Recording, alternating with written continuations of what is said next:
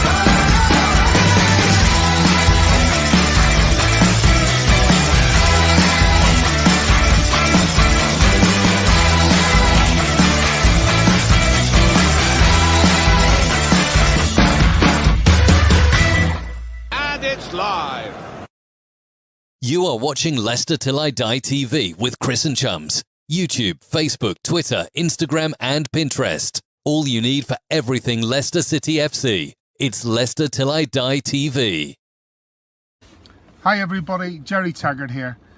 Now be sure to watch Chris and Leicester Till I Die TV by subscribing on YouTube and following them on social media for all the latest Leicester City news and information. Come on you foxes! Strap yourself in, because we're set up, switched on and ready to go. Good evening, fellow Fox fans. Yes, it's 7 o'clock. It must be Leicester Till I Die TV. Next week, it's great. We're back to one game a week and we have a bit of a rest. So you don't have to look at me every night as you have been doing, as much as I know that you enjoy doing that. Good evening, welcome along. This is Leicester Till I Die TV. You can catch us live in the normal places. YouTube, Leicester Till I Die TV. And if you're on that, we're about 3 off the 400 subs. So please give us a sub if you're watching on that. Facebook is Leicester Till I Die the group, and Twitter and Periscope till the end of the month is at Leicester TID. How are we feeling? Well, we stopped the losing streak, haven't we? And what a goal. What a way to do it. Couldn't get the 3 points. Can't say I was disappointed because I'd predicted a 1-1. So it puts me 6 points ahead in the prediction league with the ex-Foxes. But I whispered that just in case they're watching. But it's the big one this weekend. I mentioned this the last night when I spoke to Scott from We Are Brighton. Are you ready? It's the big matchup. It's Meghan versus the Queen. Who's going to win? Well, you'll find that out on Sunday and Monday. But in the meantime, it is a little matter of this.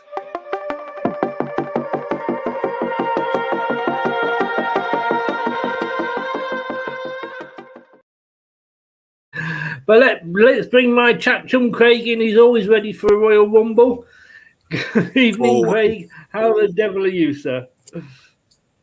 I'm good, thank you very much. And I'm not sure. I'm looking forward to. I'd love to be a fly on the wall of Buckingham Palace when that goes out on Monday night. That's for sure. It's amazing that they're getting theirs in first, but it's. Maybe everybody at Brighton is on the Queen side because, of course, they have got the Royal, whatever the big building is down there in Brighton. I did wonder where you were going with the link between Brighton and Queens there, Chris, but I think maybe you want to move on from that. That is you. That is yourself. I was thinking of the Royal Pavilion, which is an absolutely marvellous building of its age and architecturally superb. Anyway, we've got to be careful what we say, you and me, haven't we? Let's not push it. 1-1 quickly against Burnley. Great goal from this fella. That's his stats so far this year, which for a second string striker who, in fairness, has hardly had any starts, I don't think is bad. But didn't he take it well? I'll tell you what, he did. He took it really well. I mean, we all know we've scored 2 or 3 of those in recent seasons. I remember Jamie did one against West Brom a few seasons back. But what would be interesting, and I know you love your stats, would be the goals and assists to minutes rather than games, because I bet he's got a very, very decent ratio of that in comparison with the other Barnes and Vardy, whatever. I would imagine his goals and assists to minutes on the pitch is pretty good, to be honest. I think so. Totally. And like I say, I've been very supportive of him before the last season or so. Very critical of him when needed this season. I think it has been needed, but yeah, he's doing a job for us at the moment, and long may it continue. He is, and obviously I don't want to preempt anything with the very, very exciting team that I've picked for the Brighton game, but which you're privy to, Chris. Stop laughing. Yeah. You know, I think, you know, I was half expecting Maddison to be fit for this game, which left me in a quandary as to whether, you know, Iheanacho was going to nudge out Jamie, to be honest, because I think on current form and on deserving of a shirt, I think you'd make an argument that Kelechi probably deserves it a little more than Jamie. Indeed. Just say a quick good evening to This Is Luca's Life. Let us know, guys, those that are watching, what are your thoughts on Iheanacho at the moment? Would you start him over Jamie? I mean, certainly on form, you know, Jamie's not scored in 10, and I think we've said this before and it hasn't happened, and I hope I'm wrong, but is this the start of, well, not necessarily the decline, but we have to accept that, you know, there is going to be life after Jamie at some point. He is, you know, getting on a bit. And like I've often said, I think he will slowly turn into the super sub. There's a lot of rumours out there today that Eduardo is all but on his way to us for 15 million, which would be a nice cut price deal. I haven't seen enough of him, to be honest with you. And it's so easy to say, well, it's Scotland, you know, you could go and score a ton of goals in Scotland, Craig. But, you know, in Brendan we trust. But are we about to see the start? Let's say a change in the guard, shall we? Possibly. I think we'll probably see that if we do get a new striker in, whether it's Edward, whether it's someone else. But I know we were a lot of talk about linking us with Tammy Abrahams as well. Yes. You know, I don't want to sort of be having a pop at Jamie. I know he hasn't scored for a while, but he does give us that something different in terms of the opposition don't push up the pitch as much as they probably would do if he wasn't there, because they're still scared of his pace, even though he may have lost a yard or two at the moment. But then you know, he is carrying an injury, and also what I don't think helps is the fact that without Maddison and Barnes, there's not really another sort of identifiable threat, and therefore the defenders are all just looking after Jamie. You know, so it's very difficult for him to find any little pockets of space, because you know he's their main person. They don't have to worry about Barnes. They don't have to worry about Maddison coming from deep. So I think he's struggling a little bit because of that as well. And I'm sure he'll come good again. But the reason that I thought about if Maddison was fit, giving him a little bit of rest, was almost just that little kick up the backside to say, hang on, you know, you're not always guaranteed of your place. And I think sometimes, you know, the best players need that. I don't think there was any coincidence that the fact that Liverpool sort of dropped off a little bit in terms of scoring when Jota got injured. You know, all of a sudden, you know, those front three for Liverpool guaranteed their places every week. All of a sudden, Jota turns up, and they have to up the game a bit because they know they've got a bit of competition. Jota gets injured, they stop scoring. So I think whatever level you're at, if you're the star man, you still need somebody breathing down your neck to give you that extra 5%. And you know that may not do Jamie any harm. It's what Jamie also brings just by being on the pitch. You know, he does, like you say, draw other defenders away. And as I've often said, excuse me, the old Gary Lineker comparison, you know, he does nothing for 88 minutes and give him 2 minutes and he scores a goal. And you've always got that with Jamie. But will be interesting to see when we do come to your team later what decisions you have come to about that. Stephen, good evening, Stephen. Thank you for joining us as always, sir. You're welcome along. Nice to have you. Nacho should start ahead of Vardy. Vardy needs Chris needs to put his teeth in, but Vardy needs to be made aware that the starting position is not given. Yeah, I mean, that's basically, I think, what you were saying there, Craig. But moving on and looking ahead to, like I say, this weekend's big match, which sort of isn't Megan versus Liz. There is a small matter on Saturday night. So if you can't go out fighting on Saturday night, so stay in and watch the football. 8 p.m. We seem to always get these matches at the Amex. It's on Sky Sports if you have that platform, or you can listen to it on TalkSport Radio. lcfc.com for those of you that are outside of the Leicester area, and those of you that are inside it, the old BBC Radio Leicester with Ian and Owen. We've got a good record against Brighton. I mean, we played them 7 times. We've played them twice already this season. We've yet to lose to them. Is that an omen, or is it being Leicester a case of, oh, there we go, this will be the one? Yeah, we do have a tendency to try and change records when they're in our favour, don't we? Yes. But we do have a good record. It's probably one of the few teams that we do have a decent record against, to be honest. Even though we struggled a little bit against them in the cup. I know we had a much changed side in the cup, but we did leave it very late. And you could argue that they were the better team on the night, the better champions. But we had a comfortable win earlier in the season. I think Brighton are a really funny team. They remind me quite a bit of Fulham at the minute. Both teams are playing a lot of really, really good football.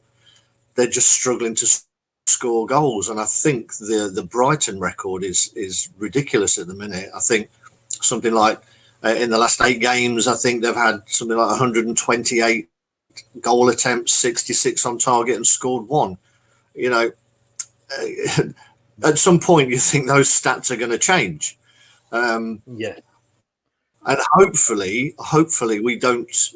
Brendan's not in that mindset of thinking defensively again. I mean, I don't know what anybody else thought when they saw that team that he put out against Burnley, but I had to do a proper classic 1970s sitcom double take. I just couldn't believe it. I think he'd gone on the tannoy and just did a call for any defensive players, please make yourself available and put a shirt on. It was a surprising team, and I looked at that, and the fun was trying to work out his formation. But Brighton remind me, and I was talking to Scott, I say We Are Brighton last night, and he is bemoaning the fact that they're not scoring. They are creating more chances than probably the other bottom 3-4 put together, and they are not scoring. Graham Potter is. Do you remember Leicester when we stayed up and we had a really good start up to that Man United game, and the season before we won the championship, and you could name our team 4 or 5 weeks in advance. You knew what team Nigel was going to put out. Then after that Man United game, for some inexplicable reason, Nigel went round and was changing his team every single week. And, a guy could get a couple of goals and be dropped the game after. A guy could have a great defence. You never knew what team was going to be out. And I think that's what Brighton are almost saying Potter's doing down there on the south coast. He is changing it around. Now, I know Brendan, you could say, is doing that, but his isn't necessarily through choice. We were looking to get a settled team week in, week out. We were picking the same formation. We were picking the same players. But it does make for, like with the last 1-0 in the 93rd minute FA Cup game between us and Brighton, it does make for very boring games. It can do. I mean, it's a difficult one, isn't it, when you look at Brighton, because you could say that if they're not scoring goals and he's keeping the same team, you know that he would come under a lot of criticism for not changing it because they're not scoring goals. So it is a bit of a damned if you do and damned if you don't. I think what they've got is, a very good team up to the edge of the box, and then they've got, for no disrespect to them really, but they're not top level Premier League strikers. I mean, Morpay, can do something on his day, and he's busy and he puts himself about. The same with Connolly. Connolly does definitely lack a bit of composure, and it's probably that they're lacking. That composure in front of goal. They are creating a lot of chances, but they seem to snatch at things. And the thing is, the longer that goes on, the worse it gets. Confidence starts to drain away, and you either start having 2 or 3 touches rather than hitting things first time that you would do when you're confident. But I don't think we can take them lightly in terms of the number of chances that they do create in a game. They probably create more than we are at the moment. They are. They create more than a lot of teams. This is our record against them. The last 5 games, we've got the 3-0. This is just taking out the cups. This is just in the league. 3 wins, 2 draws there. Like you say, I just got a feeling these things have got to come to an end. And we are in a sticky patch at the moment, aren't we? We are. I think we expected it up to a point when you see the attacking players that we've got out, the creativity that's just been taken out of the team, particularly with Maddison and Barnes going. One of those would be a loss. Losing 2 of them, is difficult to cope with. But, for me, it was just disappointing when I saw the team, that Brendan is almost retreating back into that negative, worrying about the opposition, and particularly against Burnley. You're virtually inviting pressure on. They don't need a lot of encouragement to throw men forward. The physical side, Chris Wood gave us a right torrid time. And I've got to say, I know I made a joke about Casper in the preview for the Burnley game, but what a fantastic performance. That viewer's dog is all right after that as well. I know. But, a couple of fantastic saves in there from Casper, one of which I thought was in, how he managed to get his fingertips to it. I assume that he hadn't cut his nails for a couple of weeks. But, we've got to be more, we've just got to be more on the front foot. We've got to act, or as I would say, we've just not got to hear about at the back as we do. I mean, after, we had a warning after a minute.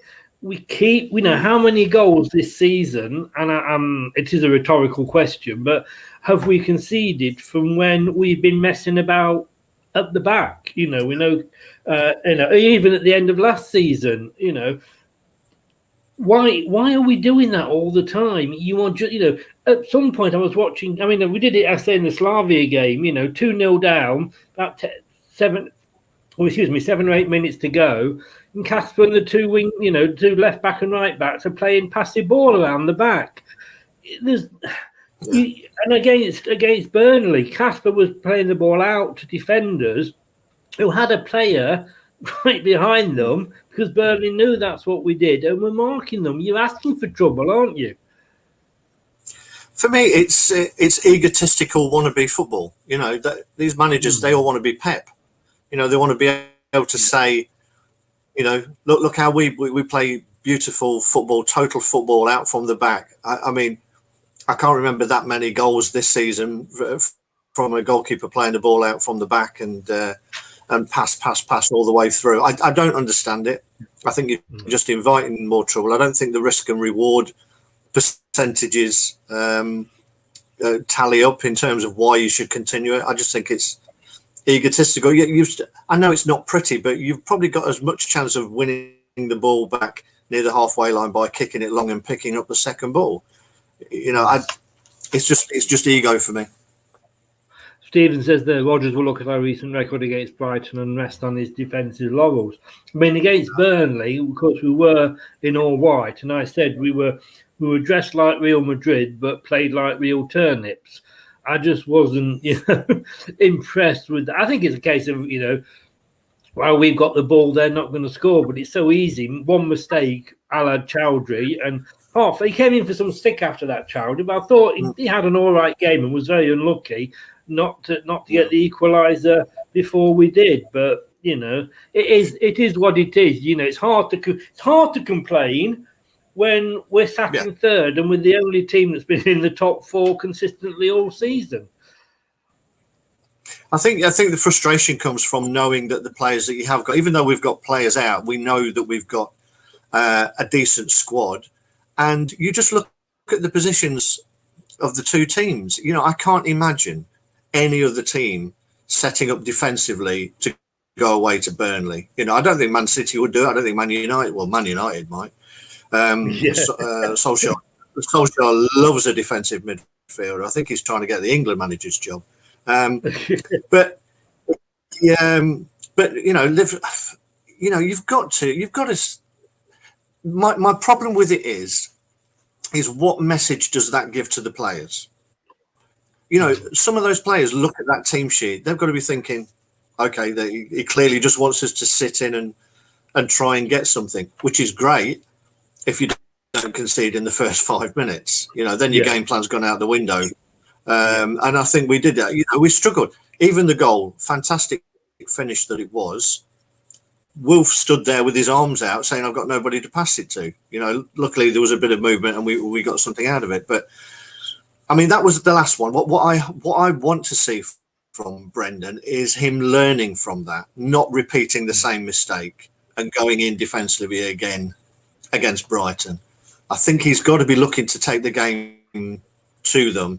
Get yourself in the lead, and then if you want to bring your defensive plays on, and he's done this throughout the season, he's got us in winning positions, and then he's tinkered with it to protect what he's got. Protecting a 0-0 doesn't strike me as a positive way of going into a football match. Is this, do you think, the Celtic connection with him? Because there's a saying that you learn more from a loss than you do from a win, and I understand, like you just said then, if you win in, week out, you don't particularly have to do much or to look at things and say, what's wrong? Nothing, because we're winning. And he was week in, week out with Celtic. Do you think he's having to re-educate himself to that way of thinking? Well, if that's the case, I mean, you may be right. If that's the case, I hope he learns pretty quickly, to be honest. I hope he's not having to homeschool on an old laptop. Yeah. Because, at the end of it, we brought this up in the preview show for the Burnley game when Brendan had already come out and said he's going to have to get creative. And that just sends alarm bells ringing for me, that he's going to try and overthink it. And the fact that, he went back to a back five. And again, we've talked about this, the same thing that Liverpool do. They weaken two areas of the team by taking your best midfield player out and putting him in as a centre half. And that's what he did again. He almost, it's like it's like I'll swap you one Ndidi for a Hamza and a Mendy. It's a 2-for-1 old Daz deal that you're doing there. So he takes one out and he thinks he has to replace Ndidi with two defensive midfielders. Just leave Mendy leave Ndidi where he is. We've got centre halves who can play that position. Just do it and concentrate on the positives. Yes. We're not going to see this scoreline again, I don't think, that we saw from earlier in the season. Basically, because we haven't got Maddison in there to get us a couple, and he absolutely ran that game. He had, Brighton admit he had their defence sort of, looking up to the heavens, but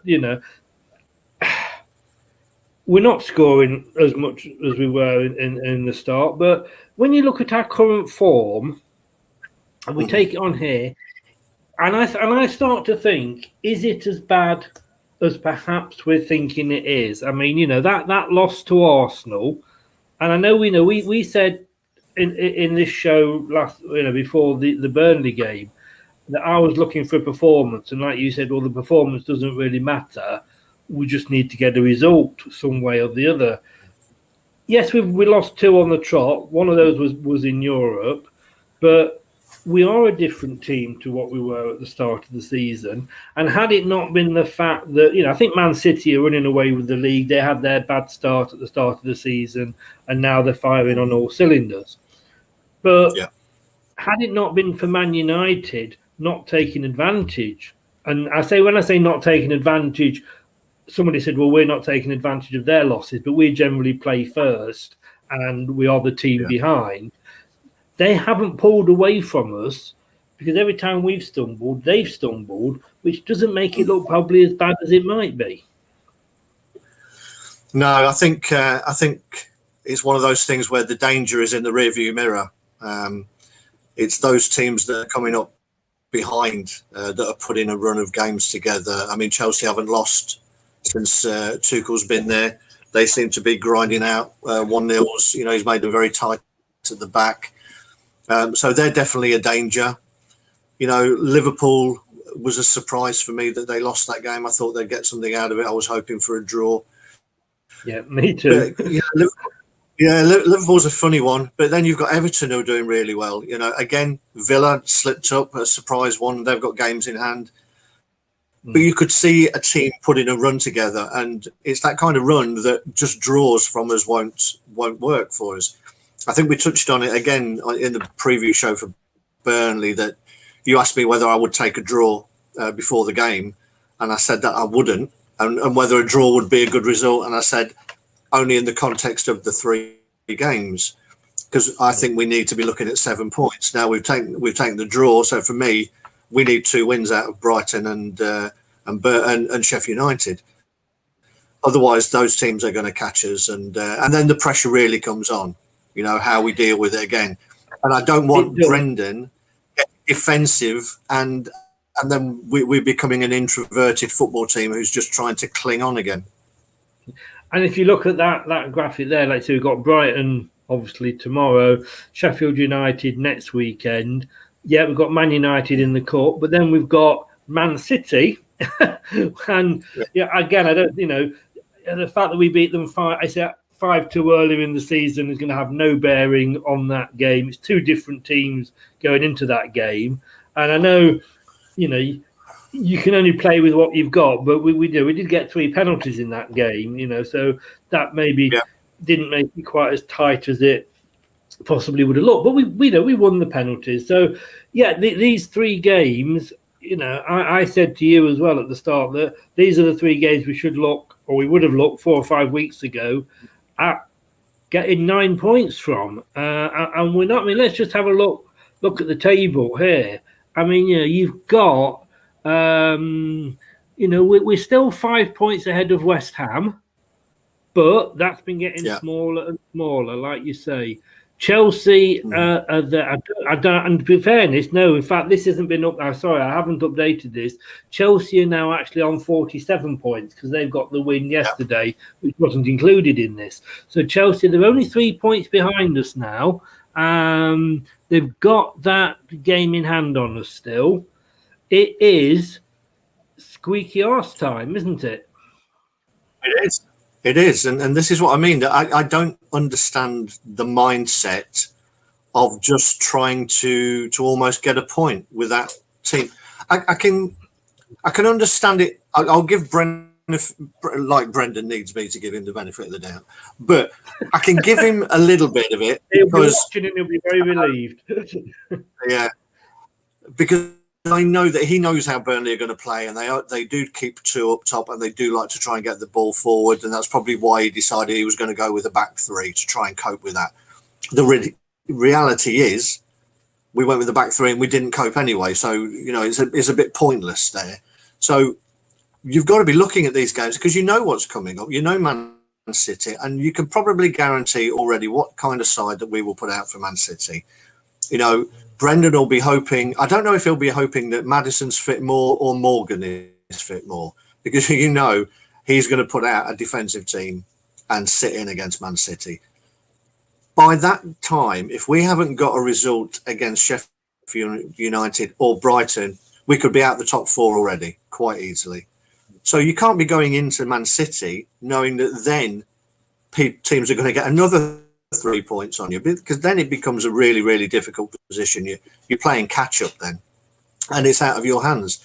He needs to get the results in these 2 games so it stays within our own hands, and I hope that he does that. And if I look at a team sheet that just looks defensive again, I'll be crying in whatever drink I've got at the time. Yeah, we can't, like you say,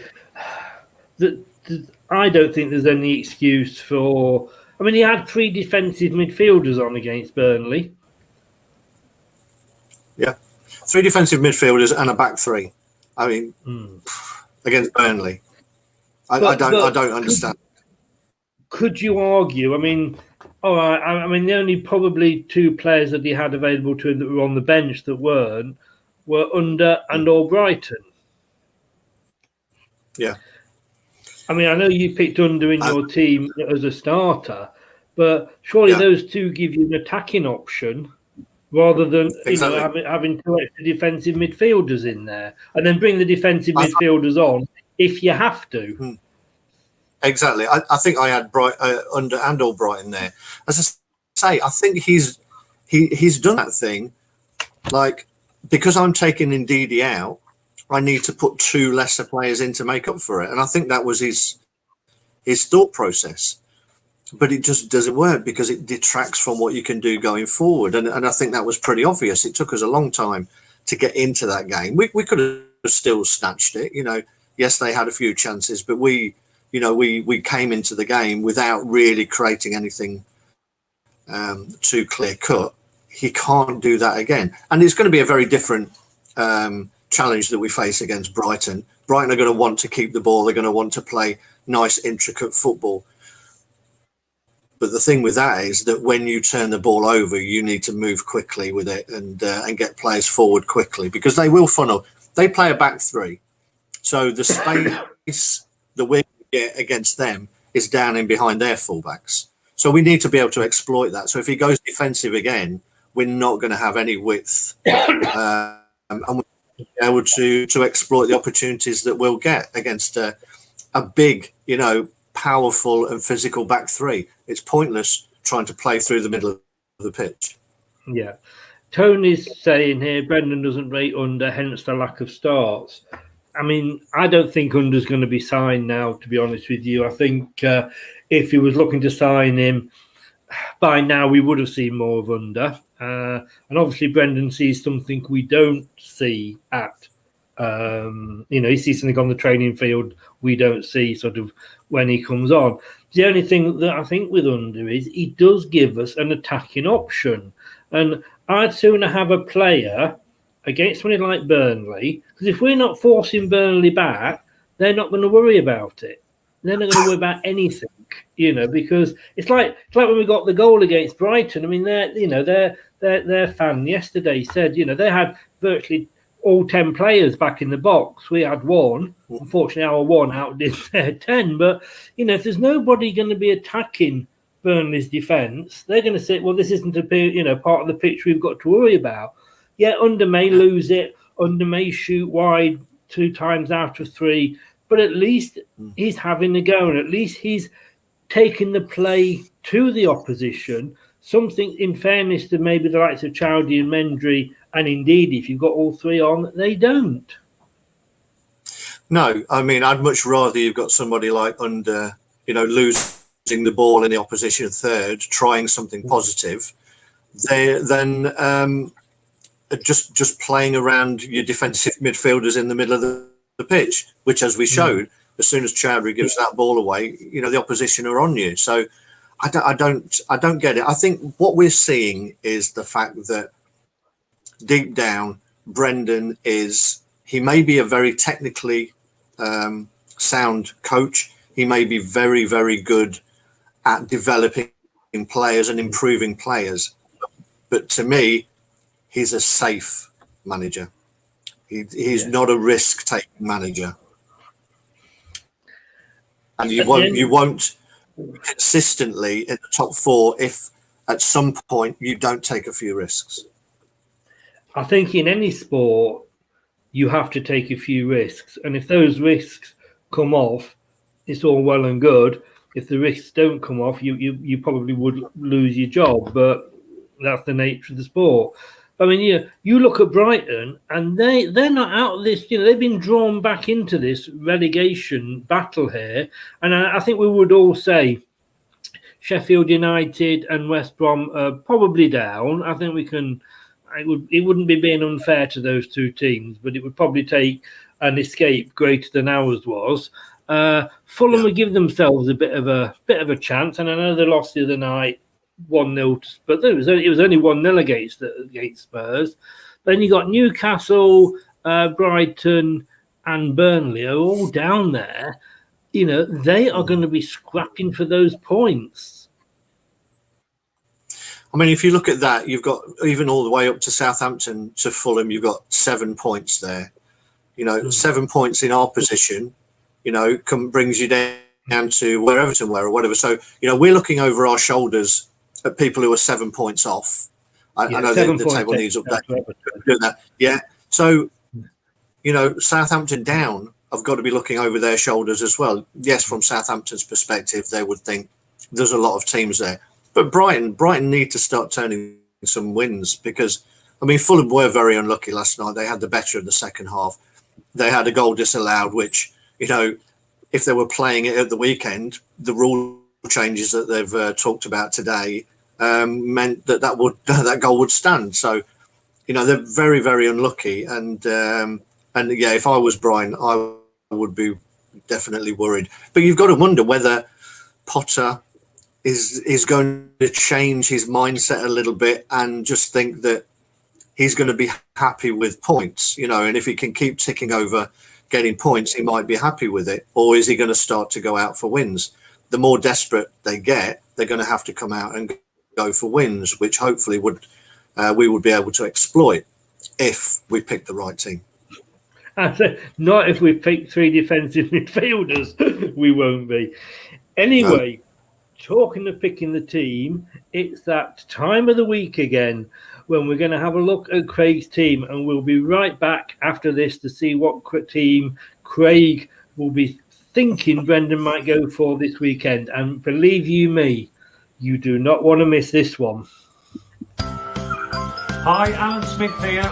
Be sure to watch and listen to Chris on Leicester Till I Die TV. You can also subscribe on YouTube and various social media channels. Up the Foxes! Right, so strap yourselves in, get yourselves Let me just ready. preempt this, Chris. Let me just preempt this by saying there is absolutely no way Brendan is going to pick this team. So this is me thinking this is the team Brendan's going to pick. This is me wishing that he would pick this team. Anyway, so we'll see what viewers think. Let's have a look at it, and you can tell us why you think you wish he would pick this team. So let's have a look.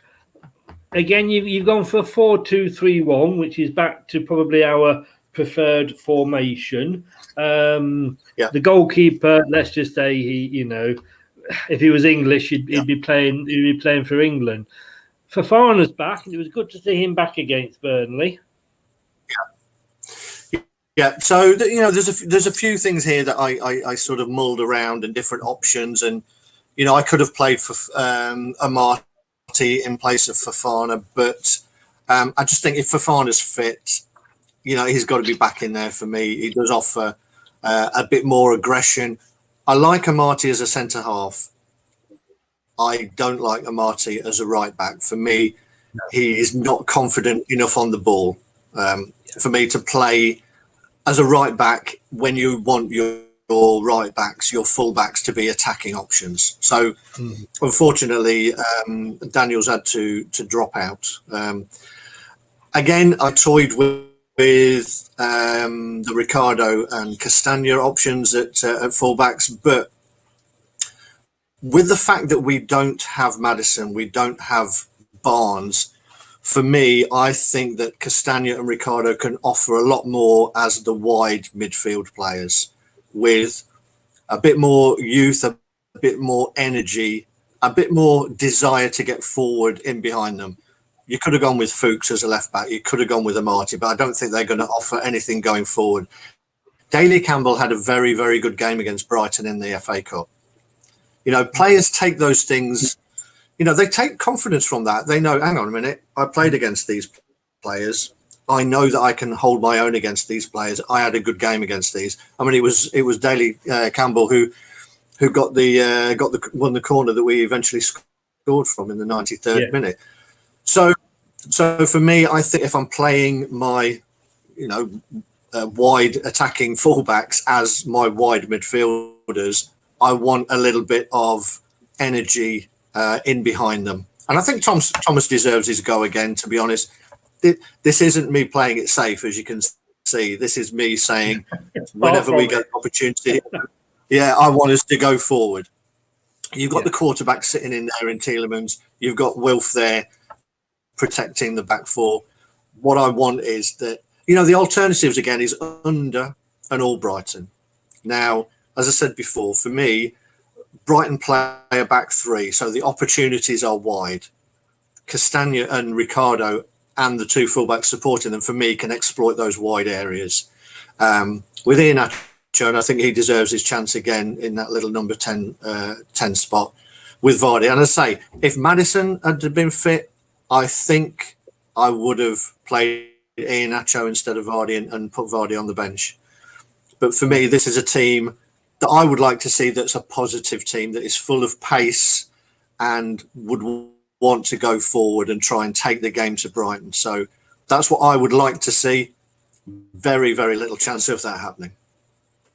Stephen agrees with you there. Going with youth at the back. Love Castagna and Ricardo up front. Ricardo has an eye for goal. I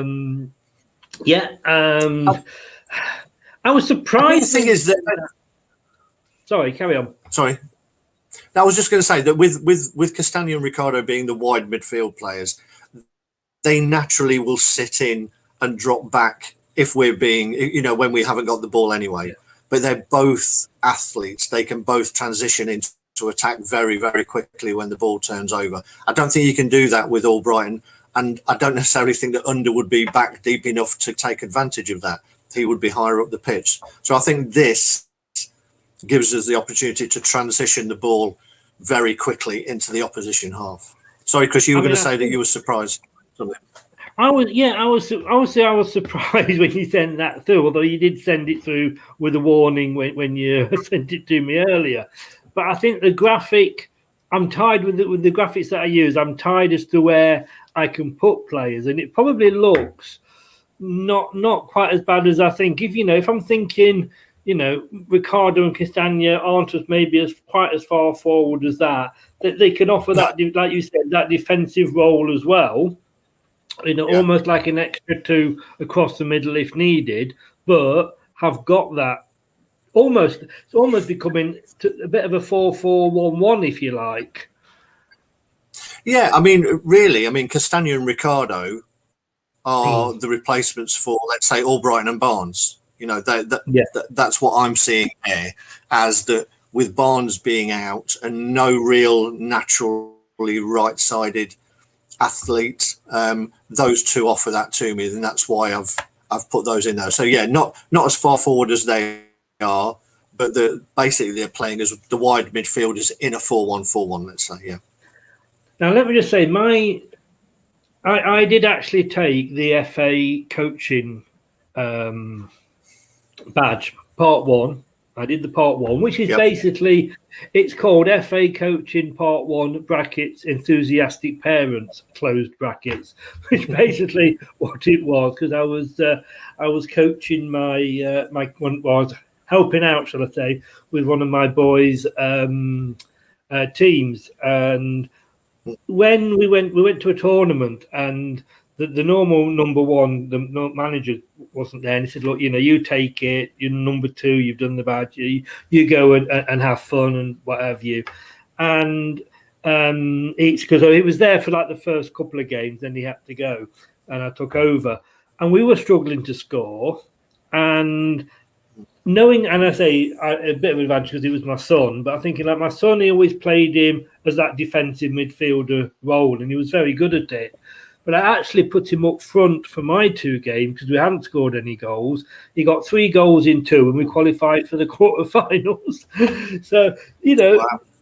it sometimes when you look at those things, you do need to be brave. I can't see that happening. I've got to be honest with you, but Castagna and Piera, if you put it into if you put it into a 4-4-2 and had them, we played Piera at right midfield already this season anyway, haven't we?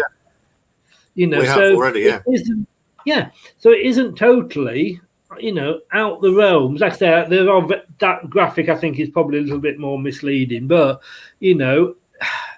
Castagna likes to get forward. They both got pace on them.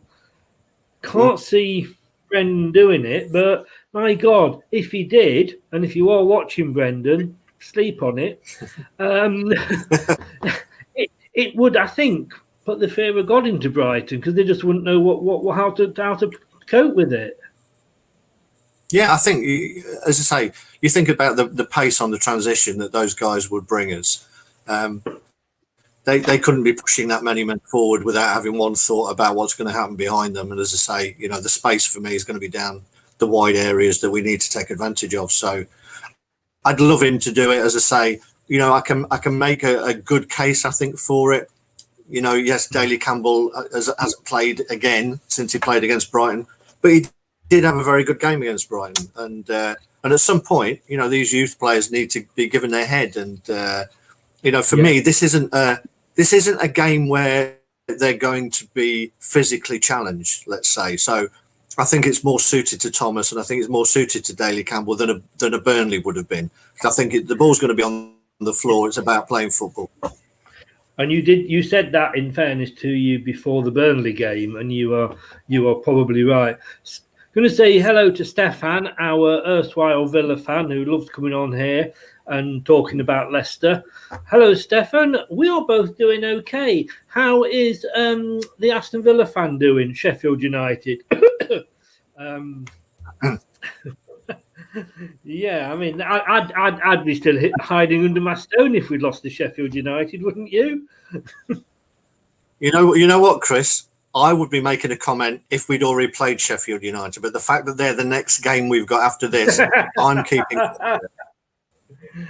That's why I'm getting in now. Because if he comes on after that and we've lost to Sheffield United, he ain't getting his comment shown, I'll tell you. No, good evening to you, Stefan. I'm still using my Villa shirt as toilet paper, so don't worry. And that's what you're checking.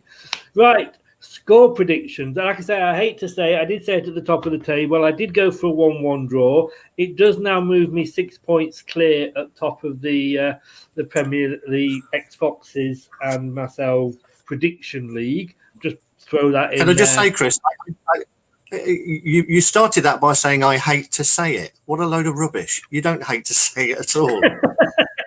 This is very true. I love to say it. I really, really do. Especially as I was talking to Steve Walsh the other day, and I was sort of saying, like, what you doing, Steve? I'm 3 points ahead of you. And he's it's a long season yet, Chris, he said. And I messaged him after this one going, yeah, it's even longer now, isn't it, for you? But here we go. This is what we've gone for. Steve Walsh has gone 2-1 to Leicester. Steve Linux has gone 1-0 to Brighton. But in fairness to Steve, I spoke to Steve as well, and he was sort of still going down the lines of predicted loss and we win, because he's that bad. Marshy has gone 1-1. I can understand why he's gone for that. And I've actually agreed with Steve Walsh this week, and I've gone for 2-1. I think we will just nick it, because I think King Kelechi is in that form at the moment, and I think he might carry that goal-scoring form on. Craig, over to you. Obviously, if Brendan picks my team, I think it's a 5-1 win. But with Brendan's team, and with you, and I think we'll just nick it in a 2-1. Yes, yeah. Having said that, 3 points in any way would be absolutely amazing. Definitely. Let's be honest with you. TM, good evening, TM. How the devil are you? Agreeing with us, going 2-1. Villa fan, don't even bring that game up. What do you mean, the Sheffield United 1, Aston Villa 0 game? Is that the game you don't want me to bring up, Stefan? The Villa Sheffield United loss? We have Wolves tomorrow. I think we'll go for a 2-2. What do you think the score will be tomorrow? For your game, Villa against Wolves, I think you might nick it 1-0. I hate to say that, but I think you might. Do you think so, Craig? Yeah, I think they're missing. They're definitely missing Grealish. I mean, he brings them. He takes them up a notch. Villa. What I would suggest is that that the Villa players go onto the pitch wearing some sort of gloves made out of kitchen roll, so they can just wipe that oil off Adama Traore's arms. I think you've got a better chance of stopping him if you do that. But I think it'll be another 1-1.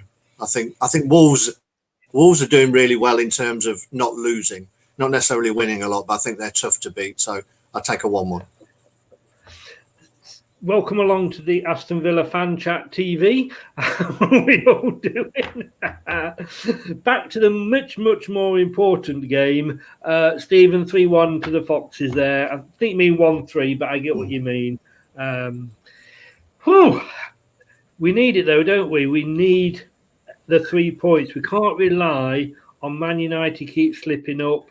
And like you say, we are looking over our shoulders more and more. Yeah. No, excuse me. Yeah, we definitely need 3 points to say we've got to get 7 out of these 3 games. So we need 2 wins now, and he's got to be brave and he's got to go for it. And unfortunately, it's a Saturday night show, so if we don't get the 3 points, the whole of Sunday is ruined for us. I'll have to put Antiques Roadshow on again. Craig, as always, sir, it's been a pleasure. My wise old sage, the Des Lynam of Leicester Till I Die TV there. Thanks, Chris. You say the kindest things. Hey, Grandma's choice, wasn't he? Yeah, I'd be quite happy to be Grandma's choice, I think. Yeah. Craig, thanks so much, mate. Take care, stay safe, and I'll see you next Friday. Cheers. Thanks, Chris. Thanks, everyone. Bye. All right. So thanks to Craig, like I say, my Des Lynam. I don't know quite what that makes me. Yeah, don't say a word. Don't say a word. Hey, it's time to go. We'll be back tomorrow at 7:10 with the pre-match show with Josh, and it will be about 10:30. It'll be a carpet slippers and cocoa time with me and Josh. Me and Brad for the post-match show after the game, about 40 minutes after the final whistle goes. Want to listen back to this? You can watch it if you want on Leicester Till I Die TV. And like I say, please give us a subscribe. We're getting very close to our next target. And if you want to listen to us rather than watch us, and it is probably the better option, Apple iTunes, Spotify, Anchor, and Google, all under Leicester Till I Die. Bring on the Seagulls. Will the Foxes eat the Seagulls? We'll find out tomorrow. Here's to 3 points. Guys, thanks for watching. Thanks for joining in. Give us a subscribe, and we'll see you tomorrow night, 7:10 with the pre-match show. Good night. Stay safe. Hello, Matt Elliott here. Be sure to watch Leicester Till I Die TV on YouTube and follow all their social media platforms for all the latest updates and news on Leicester City Football Club. Leicester Till I Die podcasts on the Apple iTunes, Spotify, Google, Anchor, and all podcast platforms. Thanks for watching Leicester Till I Die. This is Chris saying goodbye and see you next time.